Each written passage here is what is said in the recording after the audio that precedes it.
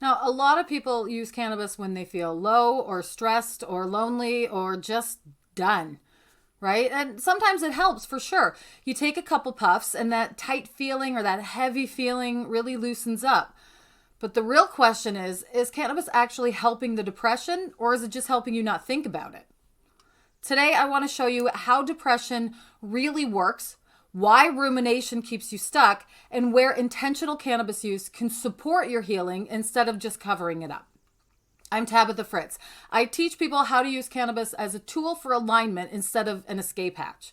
Now, I love this plant very much. And because I love it so much, I'm not going to tell you that it can do things that it can't do. So in today's video, we're going to talk about number one, what actually causes depression. And it's not just low serotonin. Number two, why rumination is the real trap.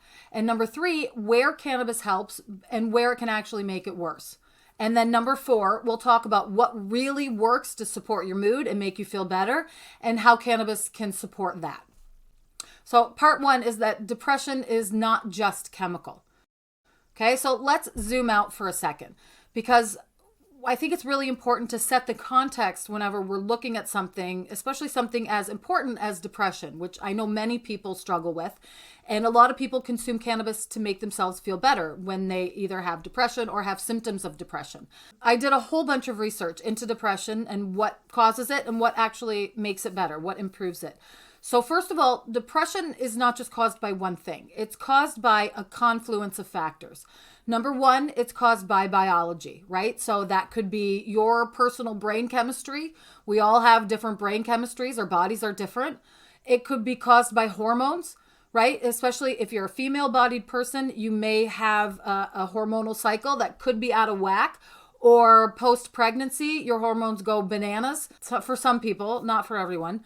And it could just be genetics, right? Like some of us, everyone is predisposed to different conditions based on their family's genetics, right? And the genetics that they have. So number one thing that causes depression is biology. That's part of it. Now, number two is just life, right? Things that happen in our lives that are major stressors. It could be grief. If you've lost a loved one or you've lost a job or you've lost your housing or you've lost some friends, you could have all kinds of reasons that you are experiencing very real grief in your life. Money stress is also something that can cause you to feel depressed, right? You can start to really feel hopeless and helpless if you're constantly not having enough money just to live, let alone thrive. Trauma, either big T or little t trauma, can cause symptoms of depression and cause you to feel down and low and hopeless. And chronic pain is a big one as well, right? If you've ever experienced acute pain, like you've hurt yourself really badly, or you maybe have had dental pain, you know how difficult it is to just feel good in that moment. And then if you extrapolate that to feeling pain chronically or feeling pain all the time, it's no wonder that that could make you feel really low, right? And make you feel really hopeless. And then number three is actually psychology. So this has a lot to do with how you talk to yourself, what kind of self-talk you have, and how you respond to hard feelings, right? If your self-talk is negative or it is focused on how you're not good enough or not going to be able to do things, that can lead to more symptoms of depression, right? And if you respond to hard feelings by having difficulty working through them, which some people do, then that can also contribute to symptoms of depression as well, right? So you can have two people who have the exact same life event happen to them. Maybe they've lost their job and one person gets depressed and the other person doesn't. Why does that happen? And that's because depression isn't just about the event. It's about how you and your mind respond to that event. Now, there's good research, and I'll link some of my sources down below so that you can take a look if you want. But there's good research showing that it's not always the thought that makes you depressed. It's what you do with the thought, right? We all experience negative events. We all experience things that are really difficult and challenging. And, you know, we have thoughts about them. So the question is, what do you do with those thoughts? How do you respond to those thoughts? You know, something happens, like let's say you lose your job, and then you get a trigger thought that says, man, I am so worthless. Like I couldn't even keep a job, or you can't find a job, right? I'm just worthless. I'm not going to be able to provide for myself or for my family or for people who depend on me. How am I going to cope with this situation? How am I going to even deal with this situation? Right? Now, if you meet that thought with another thought that says, yep, that's here. I am feeling that emotion. I accept it. It's part of me. It's a valid emotion right now. And then you move on and you decide you're not going to focus on that thought. You're instead going to focus on figuring out how to move forward and allowing yourself to move forward. Then yeah, for sure, your mood might wobble a little bit, but then it's going to settle and it's going to stabilize.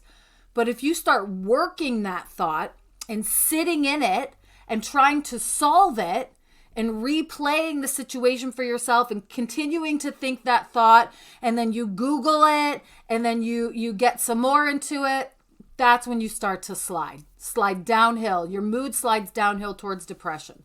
And that overthinking spiral has a name. It's called rumination.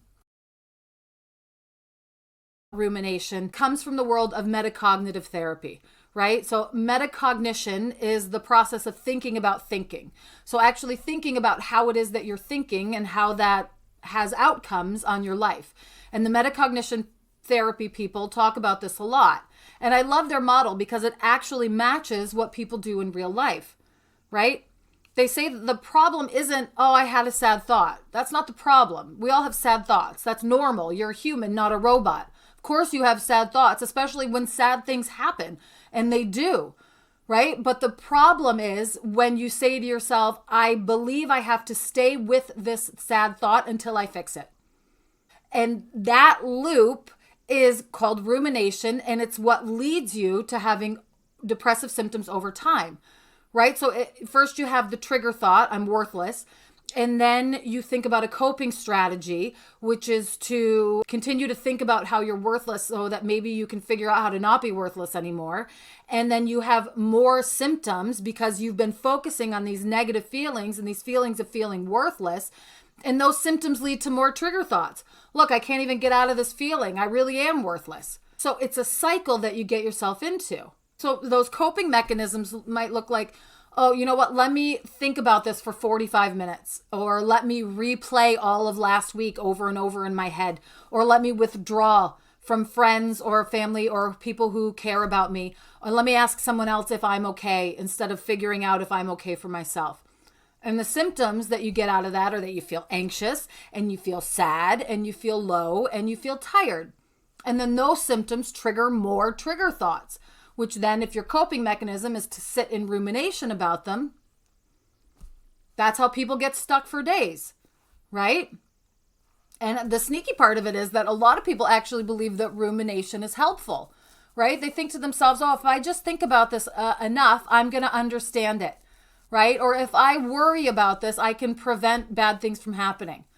I always think of my grandmother. My grandmother for sure had an undiagnosed anxiety disorder for her whole, well, at least her life that I knew her. And she used to tell me, she'd say, Tabs, worrying works because nothing that I ever worry about comes true.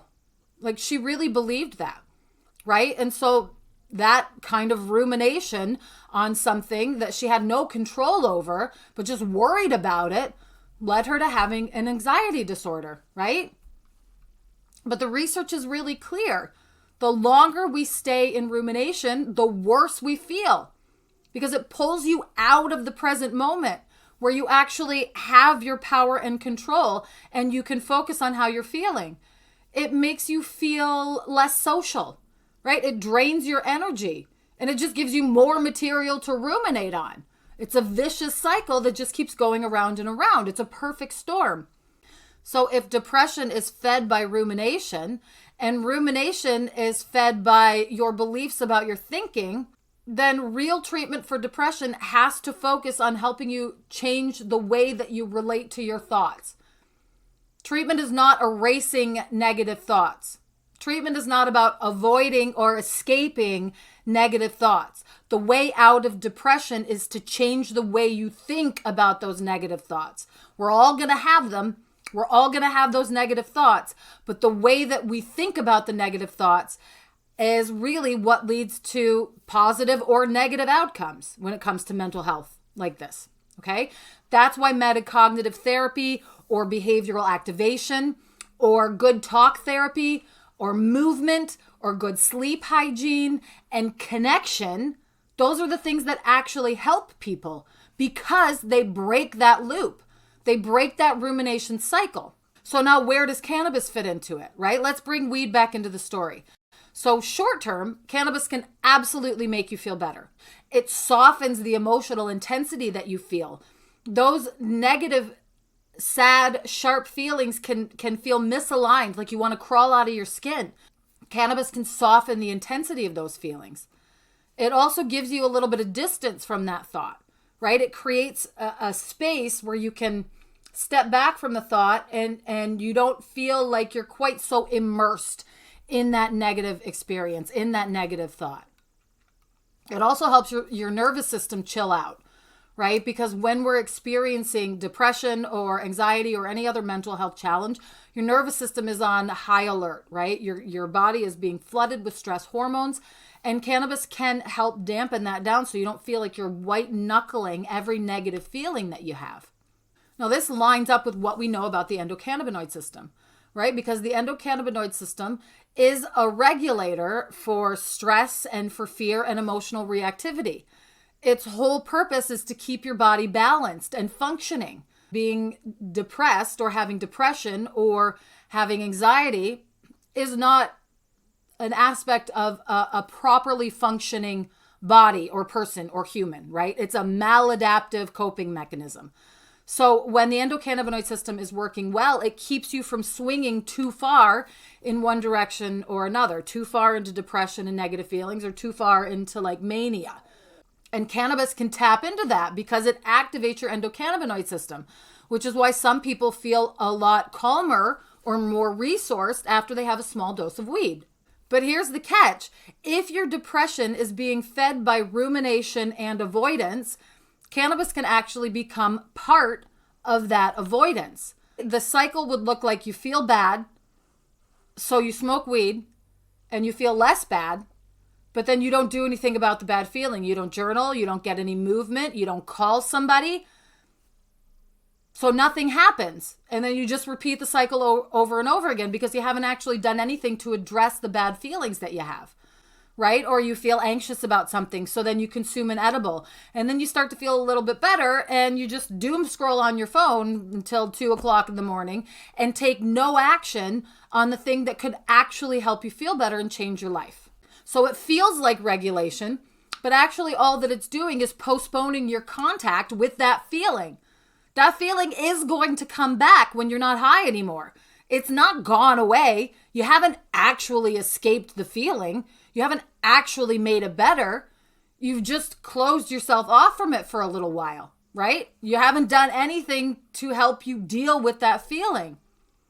Now, I love to look at data, and so I looked at some long-term data about people who consume weed and depressive symptoms later on in life, right? And here's what I found. When people use cannabis daily and heavily over time, especially younger folks, people who, their brain is still developing. So for females, it's generally before the age of 21, males before the age of 25. It is absolutely associated with a higher risk of depression later on in life.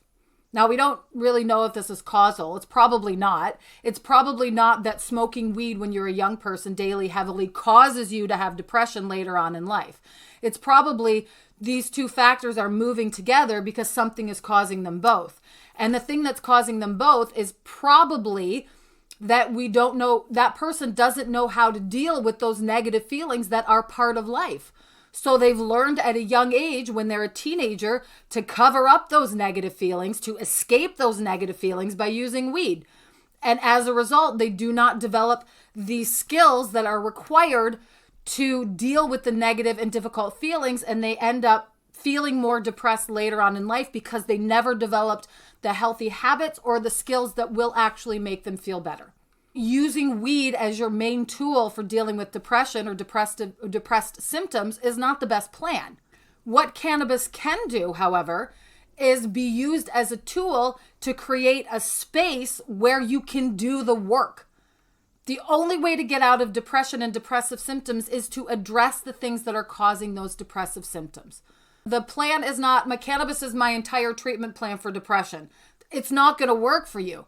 We have long-term data that shows that that will not work, and it's actually going to make things worse. Let's talk about the things that actually do help move the needle on depression.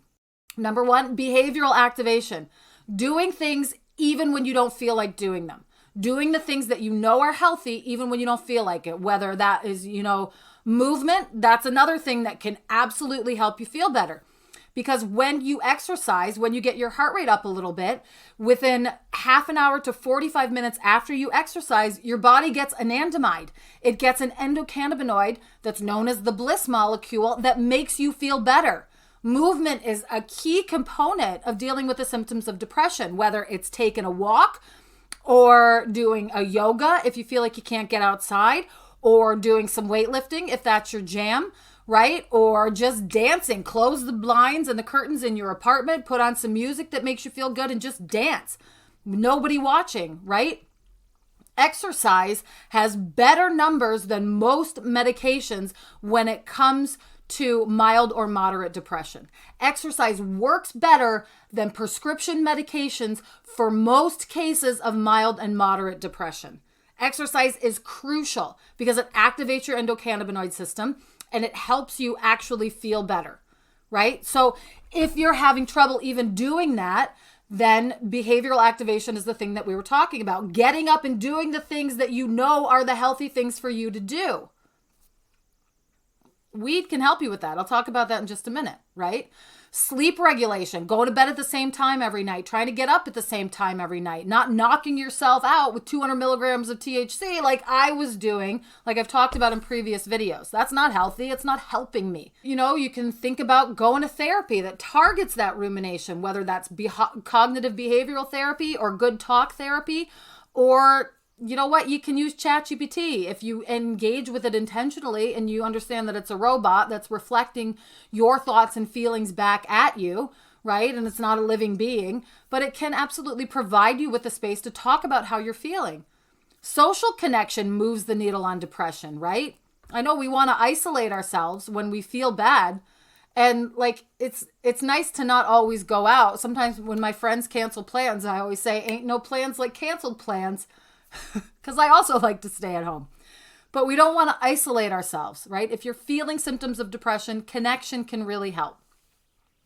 And then a big one and a challenging one is to actually address the real life stressors that are causing you to feel these ways, right? Whether it's money issues or pain that you're experiencing, or that if you're in an unsafe relationship.